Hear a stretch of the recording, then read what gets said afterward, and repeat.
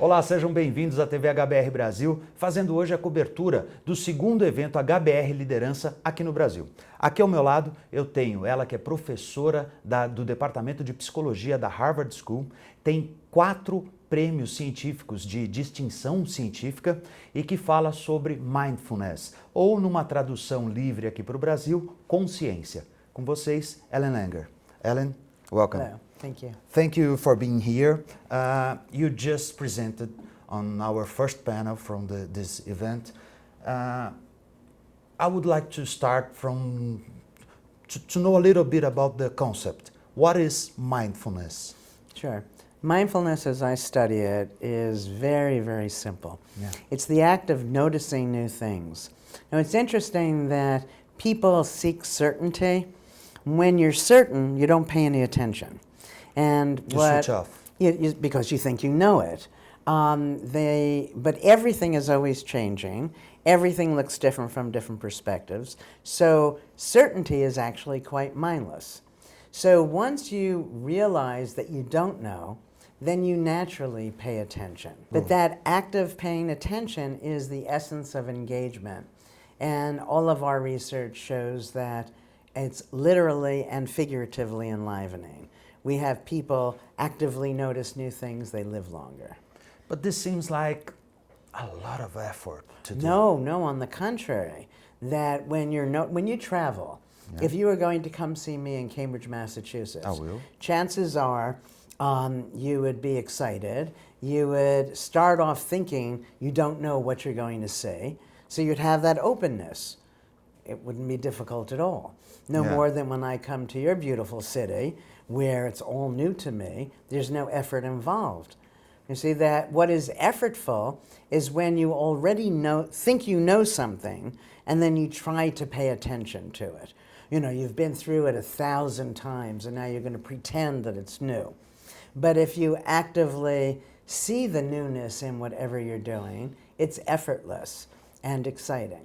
Okay, so if the focal point or the thing doesn't change, you can change your point of view. And it is changing. It's changing. You're just not noticing. You're just not noticing it when you're mindless. Yeah. But if you're mindful, you see it looks different from different perspectives. So Okay. this thing that we're holding Yeah. looks different to you than it does to me. Yeah. Now, if we were able to really get down to the molecular level, we'd see that it's no longer the same. Mm-hmm. So it's different.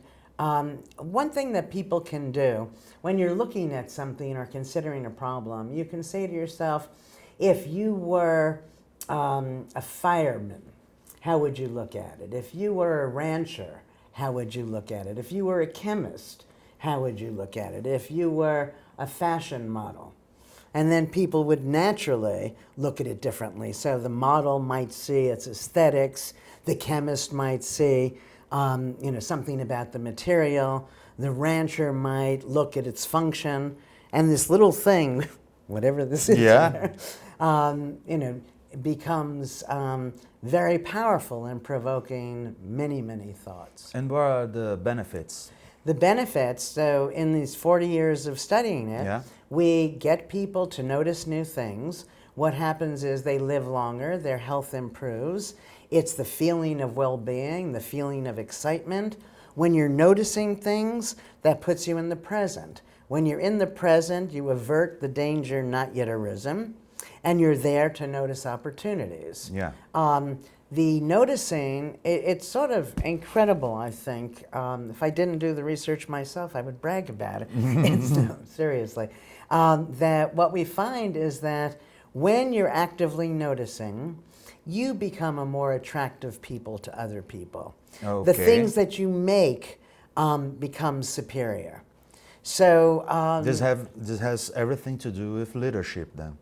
Oh, definitely. That we find that when people are in this state of mindfulness, as I study it, this active noticing of new things, they're seen as more charismatic, more trustworthy, and the kind of people that others will willingly follow.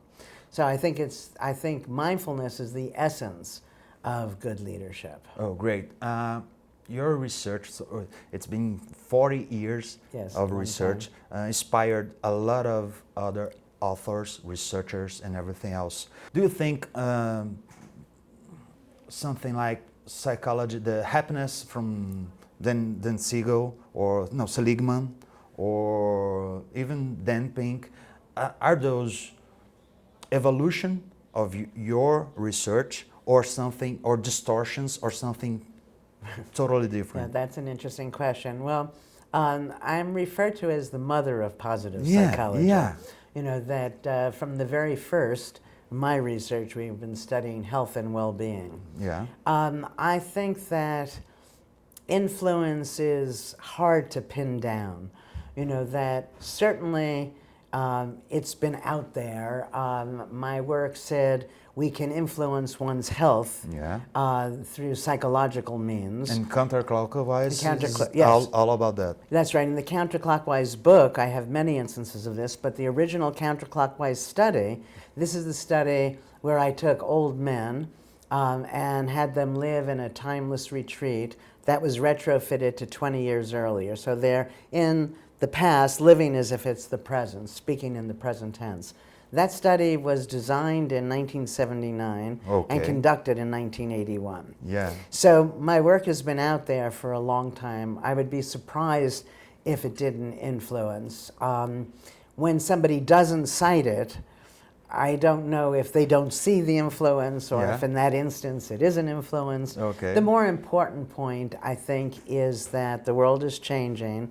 I think we're experiencing an evolution in consciousness, that people are starting to care about the right sorts of things and to realize, which I've been arguing now for 40 years, that the amount of control we have over our health and well-being far exceeds what most people imagine. And I think it's time that we tapped into that. Great, but when we think about work environment and leaders and those, all of those organizations, I feel that they have some kind of resistance on what we call the soft skills.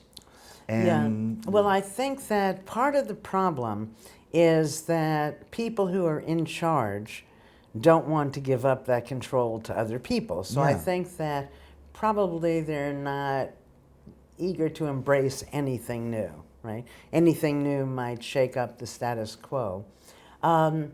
I think that the notion of soft and hard is kind of interesting. Yeah. That some of what is hard is pretty silly. I think that the proof is in the pudding in some sense, that we go into organizations, we teach people to be more mindful, we have a reduction in burnout, a reduction in the number of accidents, an increase in innovation, and the numbers are real, so. And in actionable ways, what a executive or employee can do, would do, or must do to become more mindful. Okay. I think that for all of us, whether at work or play, work or home, is to recognize that our certainties are mindless. That since everything is changing, and again, it looks different from different perspectives, we can't know. And when you accept that uncertainty is the rule, for all of us, it's not just that one or two people don't know. You know, so you're worried you're going to be found out that you don't know. Yeah. Nobody knows. And that not knowing promotes a certain interest.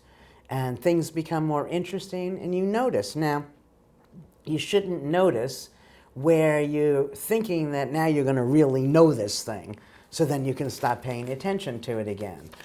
There are also specific things that can be done that when we go into businesses and we try to make the business more mindful, we change many of the physical parts of the business. We also change the learning materials. Oh. So, you know, if I give you a manual, the manual would tend to say, here's how you do it. Yeah.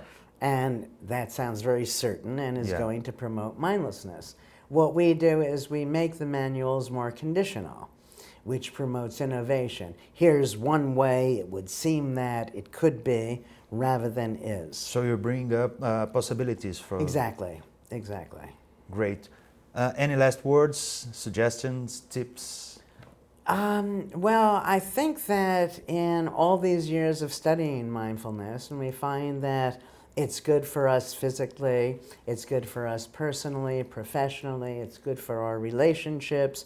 People can tell when we're more mindful. Even animals find us more attractive. And because being mindful in this way of simply noticing new things feels so good, I can't see any reason why one would not be mindful all of their waking hours. Great. What's next? What's next? What's ahead of you? I'm going to see more of your city. Yeah? I've got a new institute, the Langer Mindfulness Institute, Great. that will be taking place all over the world, so I'm excited about that. I'll probably at some point soon begin yet another book on mindfulness at work, but we'll see. Yeah. And everything old is new, so I don't know how to answer the question. Great. All will be new and exciting for me. Thank you very much, Alan. My pleasure. Thank you. E você, já aumentou um pouco mais a sua consciência? Talvez nós tenhamos outros vídeos que possam ajudar você nesse caminho. Continue conosco, TV HBR Brasil. Muito obrigado.